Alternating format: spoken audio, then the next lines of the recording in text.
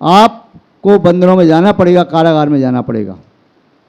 राजा डर करके बलि नाम जो साधु बने थे शाम के समय पहुँचे। उनके चेले बृहस्पति, नमुची, प्रहलाद पहले से योजना के अनुसार जैसे ही वह राजा पहुंचा वहाँ उसके आश्रम में नगर के बाहर अकेला पहुंचा, संध्या काल का समय था। तीनों ने उस राजा को बांध लिया, बांध करके रथ में डाल दिया और बलि, नमुची, बृहस्पति, प्रहलाद चारों रथ को लेकर के रात में यहाँ पर लेकर के आगे कुरुजांगल देश हस्तिनापुर नगरी। प्रातःकाल तो राजा पद्मरथ के चरणों में उसके शत्रु को डाल दिया, महाराज ये शत्रु आपके चरणों में है। राजा ने कहा आपने बहुत अच्छा किया, ये दुष्ट इसी के लायक था, उसको कारागार में डाल दिया, क्षमा नहीं करूंगा, कारागार में डाल दिया। क्योंकि बार बार क्षमा करने को, दुष्ट को क्षमा करने का परिणाम होता है उस दुष्ट की दुष्टता को और बढ़ा देना। इसलिए दुष्ट को क्षमा नहीं, दुष्ट और कंटक ये तो कहते हैं जूते से रगड़ने लायक होते हैं। कांटे को नहीं रगड़ोगे, नहीं लाओगे तो चुभता रहेगा, रख दो, साइड में रख दो, उड़ करके आएगा मार्ग में, फिर चुभेगा, फिर चुभेगा। दुष्ट को जितना क्षमा करते जाओगे वह सर्प काटेगा, बिच्छू काटेगा, तो ये क्षमा नहीं करना। साधु क्षमा करेगा पर राजा क्षमा नहीं करेगा। राजा कहेगा नहीं, मैं तुझे तेरे कर्तव्य का, तूने जैसा किया उसका दंड देता हूँ।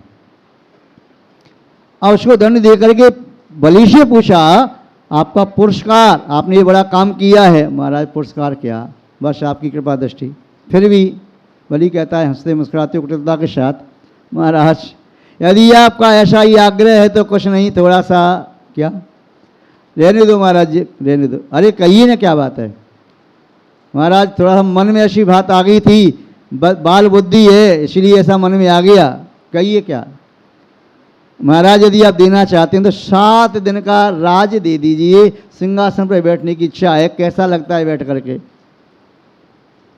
राजा ने कहा जो मांगोगे वही दूंगा। तो राजा ने कह तो दिया। राजा का तथास्तु, ठीक है 7 दिन का राज। बोले 7 दिन के लिए मैं महलों में जाता हूँ, आप राज संचालन करो। नहीं महाराज हम तो ऐसी मांग लिया, आपने दे दिया, वो तो बस वैसी मजाक की बात थी, हमें नहीं चाहिए राज महाराज, ये सब ठीक है। राजा ने कहा हम वचन दे चुके हैं, यदि दे चुके हैं वचन तो महाराज जब कोई अवसर आएगा तब आपसे हम 7 दिन का राज मांग लेंगे। राजा ने राज दे दिया, वचन दे दिया। राजा का प्राण सत्य होता है। क्या हुआ, हस्तिनापुर जो संघ अवंती देश में था, विहार करते हुए क्रमशः हस्तिनापुर नगरी में पहुंच गए। नगरी के निकट पहुंचा, चातुर्मास का समय निकट था, महाराज का संघ और विहार नहीं कर रहा था, वहीं चातुर्मास होना था।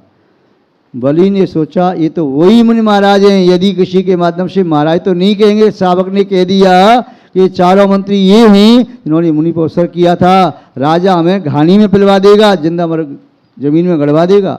इसलिए ये तो बहुत मुनि भक्त है, इसका तो भाई भी मुनि है, पिता भी मुनि है, क्या करें कैसे करें। राजा के कान तक समाचार पहुंचे कि मुनि आई, उसके पहले जाके वरदान मांग लो। बलि आदि पहुंच के चारों। पूछा राजा ने क्या बात है। महाराज कुछ नहीं महाराज, महाराज कुछ नहीं महाराज, महाराज महाराज। अरे कहिए क्या बात है। कुछ नहीं महाराज, बस ऐसे ही कुछ कहना चाहते। हाँ महाराज आपने वरदान, हाँ मुझे याद है। याद है महाराज आपको, हम तो सोचे थे भूल गए होंगे आप। अरे वाह महाराज आपको याद है। छोड़ो महाराज, आप तो वरदान देंगे कि फिर छोड़ो। नहीं हम प्राण दे सकते हैं, किंतु वरदान जो दिया है हम देंगे। तो महाराज जब 7 दिन का राज्य करने का भाव था महाराज, आप ठीक है, हम कल प्रातःकाल से सिंहासन पर नहीं आएंगे, आप सिंहासन में बैठ कर के 7 दिन का राज करें। अनाउंस कर दिया पूरी नगर में, और बलि राजा बन करके बैठ गया। और उसके 3 मंत्री बना लिए, बलि, नमुची, प्रहलाद, नहीं नमुची, प्रहलाद, बृहस्पति। और पूर्व मंत्री थे वह भी आज्ञा में थे। मुनिराज का मालूम चला तो उसने पहले आज्ञा दी, जहाँ मुनिसंग विराजमान है कंपराचार 700 मुनियों का, उनके चारों ओर घेर करके बाढ़ लगा दो। वो तो काय की बाढ़, लकड़ी की भी लगाओ, चमड़ा, हड्डी, मांस, सब गंदे पदार्थ में लगाओ, और वहाँ पर आग लगाओ, वहाँ बदबूदार धुआं जाएगा। उन्होंने, उन साधु ने हमको निकलवा दिया राजा से, श्रीमुंडन करा के, अपमान करा के, उसका परिणाम वो भोगेंगे, घुट घुट के मरेंगे, एक भी जिंदा नहीं बचे। मारने को तो तलवार से मार सकते हैं सबको, किंतु नहीं, यहाँ पर भी आक्रोश फैल जाएगा जनता में, ऐसे मारेंगे घुट घुट के मरते रहे। वहाँ तक कोई पहुँच नहीं पाई और उसके बाहर यज्ञ का आयोजन कराओ तो लोग कहेंगे यज्ञ चल रहा है और वह मरते रहेंगे। षड्यंत्र के तहत से सब काम हुआ। उपसर्ग चल रहा है, घोर उपसर्ग, जिस उपसर्ग के कारण आकाश में विद्यमान श्रवण नक्षत्र पीपल के पत्ते की तरह से कांपने लगा। श्रवण नक्षत्र का जैन धर्म से बड़ा संबंध है। जब जब भी संकट आता है जैन धर्म पर, तब श्रवण नक्षत्र आकाश में कांपते दिखाई देता है। पूज्य आचार्य धर्म जी महाराज ने कई बार बताया कि महाराज जब जब भी संकट आया तब तब देखना श्रवण नक्षत्र कांप जाता है। उन्होंने गृह नक्षत्र के बारे में बताया, कौन सा तारा है, कौन सा ग्रह, कौन सा नक्षत्र है।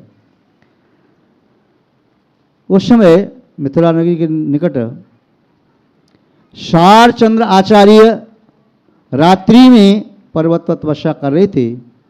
वे नेत्र को खुली, अचानक देखा कि श्रवण नक्षत्र कांप रहा है, लगता है जैन धर्म पर कुछ संकट आ गया।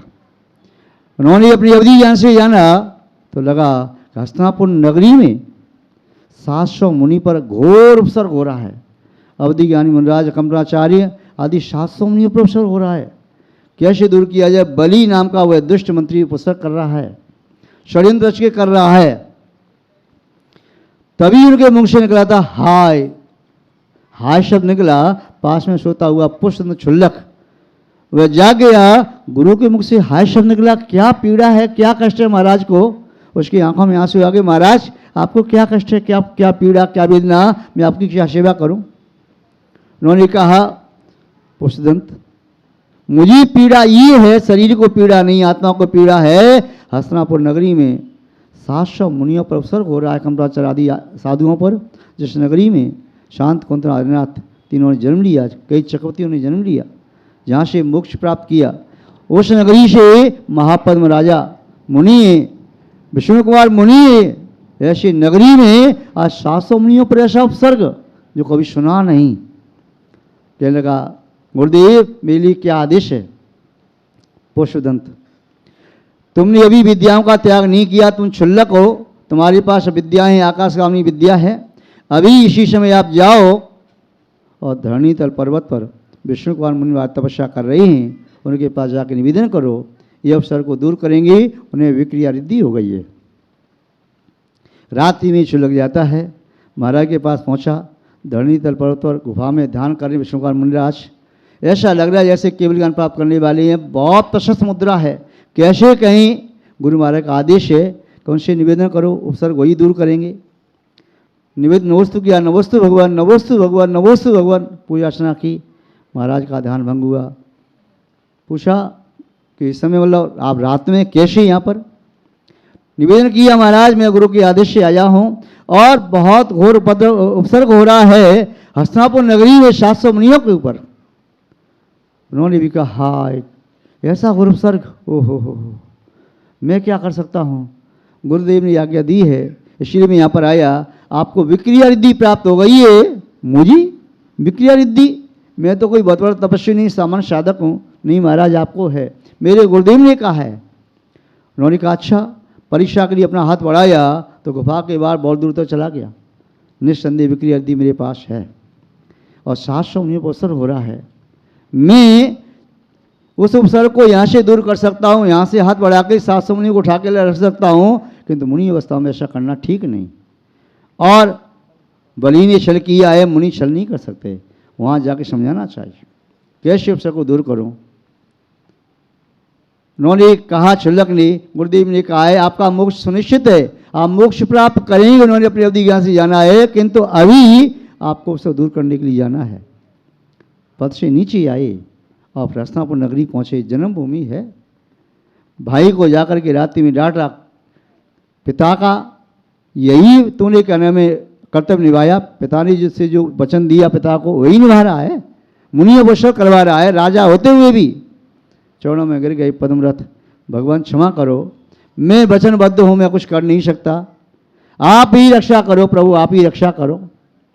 विष्णु कारण मुनिराज विक्रिया रिद्धि से 52 अंगुल के बन गए, बहुत छोटे बन गए। और जाकर के यहाँ पर बलि का यज्ञ चल रहा था, वहाँ जाके पहुँच जाते हैं। भाल पर तिलक गले में जनेऊ और रुद्राक्ष की माला, वेद ध्वनि करते हुए शुद्ध ब्राह्मण कुल के जैसे लग रहे थे। और पहुंच जाते वहाँ पर, और वहाँ बलि ने देखा, अरे एक बहुत बड़े साधक आई हैं, लेकिन छोटा सा साधक है। मेरी यहाँ से यज्ञ से कोई भी साधक बिना भी दक्षिणा आएगा। ये भी आया तो जाने लगे, नहीं महात्मा आप नहीं जा सकते, आइए ठहरिए, आप कुछ लेके जाइए। यदि आप खाली चले गए तो मेरा पुण्य क्षीण हो जाएगा, इसीलिए मैं साधकों को तो सम्मान दूंगा। क्यों? वो जानता है कि मुनि महाराज मेरे द्वार के आगे से, जैसे आप जानते हैं ना, मुनि महाराज हमारे द्वार के आगे से निकल गए मुद्रा लेकर के, और मैंने हार नहीं कराया तो मेरा पुण्य क्षीण हो गया। यदि आए तो मैं हार कराऊंगा ही कराऊंगा। वह भी सोच रहा है, बोली कोई महात्मा मेरे यहाँ से निकल जाए, मेरे यज्ञ मंडप के सामने से, मैं दक्षिणा नहीं दूँ, सम्मान नहीं करूँ, पूजा नहीं करूँ, वो तो देखो मैं साधु के प्रति मेरा विद्वेष, इसीलिए उनको मैं अवसर कर रहा हूँ, अन्य साधु को थोड़ी अवसर करूँगा मैं।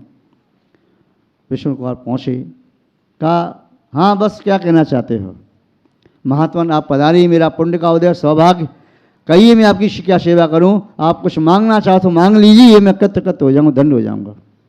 अरे बस क्या मांगना, हम साधु संत महात्मा हमें क्या चाहिए, कुछ नहीं चाहिए, छोड़ो। नहीं नहीं आप मांगिए। ज़्यादा आग्रह किया। विष्णु कुमार ने कहा ठीक है, जब आप ज़्यादा आग्रह करते हो बस तो कोई बात नहीं, यहाँ पर जंगल में ही मुझे 3 पग जमीन दे दो, झोंपड़ी बना के यहाँ तपस्या करते रहेंगे, हमें क्या चाहिए साधुओं को। बलि हंसा, रे बोने तू बोना, तेरी बुद्धि भी बोनी, ये मांगा भी तो क्या मांगा, इतने बड़े राजा से, कुरजांगल देश का राजा ये बलि, उसे 3 पग जमीन मांगी।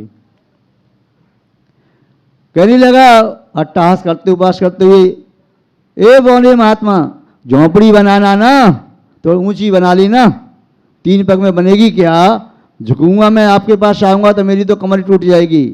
विष्णु कुमार बोले, बलि कमर झुकने से नहीं टूटती, अकड़ने से टूटती है, और कौन बौना है कौन बड़ा है ये तो तुझको बाद में मालूम चलेगा, तुझे देना है तो 3 पग जमीन दे, नहीं तो अपने वचन से मुकर। बलि ने कहा कैसे, क्या कहते हो महात्मा, 3 पग क्या और ज़्यादा देने को तैयार हों, संकल्प लो। जलधारा छोड़ी, आधा पग जमीन उसकी देता हूँ मैं, 3.5 पग जगह दी। और विष्णु कुमार ने तुरंत ओम कहते हुए अपने शरीर का विस्तार किया, ऊपर विस्तार सुमेरु पर्वत तक सिर पहुंच गया, और नीचे जमीन पर पैर रखे हैं। पहला पग रखा सुमेरु पर्वत, दूसरा रखा दातिकंड, फिर तीसरा मानसरोवर पर्वत, क्योंकि मनुष्य मानसरोवर पर्वत के बाहर नहीं जा सकता। विष्णु कुमार ने कहा बोल बलि, तीसरा अगला पग कहाँ रखूं, तो कहता बस मेरी पीठ को नाप लो। वह क्षमा याचना करता है, मुझे दंड दीजिए, मैंने बहुत बड़ा अपराध किया, गुनाह किया, मुनराजों को बंधन से मुक्त कराया। और हस्तिनापुर नगरी में खुशी में घृत के दीपक जलाई, मुनराजों की हारचर्या कराई, घर घर दूध की खीर सेवइयाँ आदि खीर बनाई, कंठ धुएं से अवरुद्ध हो गए थे, सबके यहाँ आहार हुई, मुनराज को भली मात आहार कराया। विष्णु कुमार पुणे लौट करके कैलाश पर्वत पहुँचे, अपने गुरु से दीक्षा ली, तपस्या की और वहाँ से मोक्ष प्राप्त किया। आज भी जब बद्रीनाथ जाते हैं तो जो पहाड़ पड़ता है उस पहाड़ का नाम विष्णु कुमार मुनराज की वह मोक्ष स्थली है, और जहाँ नदी निकलती है उसका नाम विष्णु प्रयाग है। शायद कोई गए होंगे तो आपको ज्ञात होगा, नेट पे डाल के देख लेना। तो वह विष्णु प्रयाग आज भी वहाँ पर है, वहाँ से मुनि विष्णु कुमार ने मोक्ष प्राप्त किया। महानुभाव अकम्पनाचार्य आदि 700 मुनियों से जिन्होंने चर्या की थी, श्रावकों के यहाँ घर घर चौकी लगी, जिन जिनके यहाँ आहार हुआ उनका तो खुशी का कोई पारावार नहीं, जिनके यहाँ नहीं आहार हुआ था तो वो लोग उनको निमंत्रण करके अपने घर ले गए थे जिनके घर में आहार हुआ था, और उनका सम्मान युगोपीत दे करके आज के दिन सम्मान किया और रक्षा सूत्र बांधा था। तो ये पर्व इस प्रकार से भी मनाया जाता है। योगोपीत देकर के राजा श्यांस युवराज श्यांस का सम्मान भरत चक्रवर्ती ने भी किया था। जब भगवान ऋषभदेव स्वामी का मुनराज का आहार हुआ था वैशाख शुद्ध तृतीया के दिन, तब सम्मान किया था, योगोपीत सम्मान का भी प्रतीक। तो ये पर्व है महानुभाव। आज इस पर्व के अवसर पर प्रतिवर्ष 4 पुरुषों को, एक समाज के लोगों को सम्मानित किया जाता है। तो ईश्वर से भी 4 पुरुषों को सम्मानित करने का भाव रखा। जो समाज के विशिष्ट मान भाव हैं, यूँ तो सभी मान भाव देव शास्त्र गुरु की रक्षा का, उनकी भक्ति करने का संकल्प लेते हैं, लेंगे ही। जिन धर्म की रक्षा का, भक्ति करने का संकल्प लेंगे ही, कोई बड़ी बात नहीं है और सबका संकल्प है ही। किंतु फिर भी जिनकी सेवाएं समाज ने देखी हैं, जिन्होंने भगवान की सेवा में अपना समय लगाया, जीवन लगाया है, धर्म के क्षेत्र में आगे हैं, शास्त्र स्वाध्याय में जो आगे हैं, अपने आत्म कल्याण की भावना से अनुप्रेरित हैं, व्रती बन चुके हैं या व्रती बनने की भावना भा रहे हैं। तीसरे जो गुरुओं की सेवा में निरंतर संलग्न हैं, व्रती हैं, साधु सेवा में निरंतर संलग्न रहते हैं। साधु का नाम सुनते ही तुरंत ही मन उत्साहित होता है, आहार देने का मन करता है, उन्हें सबसे पहले जाके आहार दें। साधु भक्त और धर्म का कोई भी कार्य हो, सबसे आगे तन से, मन से, धन से, चारों प्रकार से ऐसे 4 महानुभावों का यहाँ सम्मान किया जाएगा। समाज के महानुभाव, जो कमेटी के महानुभाव हैं, वे चारों महानुभाव का सम्मान करने के लिए कमेटी के महानुभाव के साथ साथ कुछ प्रमुख लोग और भी आ जाएंगे। उनका यहाँ पर प्रशस्ति देकर के प्रशस्ति का वाचन सम्मान किया जाएगा, भाल पर तिलक, श्रीफल आदि दिया जाएगा और उनकी जैसी भी नियम है, वस्त्र आदि दे करके, शाल उड़ा कर, पगड़ी पहना के, जो भी आपकी अनुकूलता है उनका सम्मान करें और पूरी सभा उस कार्य की अनुमोदना करे और सभा के सभी महानुभाव अपने मन में संकल्प ले लें। क्या रक्षाबंधन पर परम संकल्प लेते हैं, यावत जीवन देव शास्त्र गुरु की सेवा भक्ति में हम समर्पित रहेंगे। कभी भी हम धर्म पर संकट आता है, भगवान पर संकट आता है, गुरुओं पर संकट आता है, या जिनवाणी पर कोई कटाक्ष करता है, जिनवाणी पर कुठाराघात करता है, जिनवाणी में मिलावट करता है, तो हम सहन नहीं करेंगे। हम रक्षा करने में हमेशा आगे रहेंगे। जो श्री शांतनाथ भगवान की जय, परम पूज्य आचार्य गुरुदेव श्री विद्यानंद जी महाराज की जय, अहिंसामय विश्व धर्म की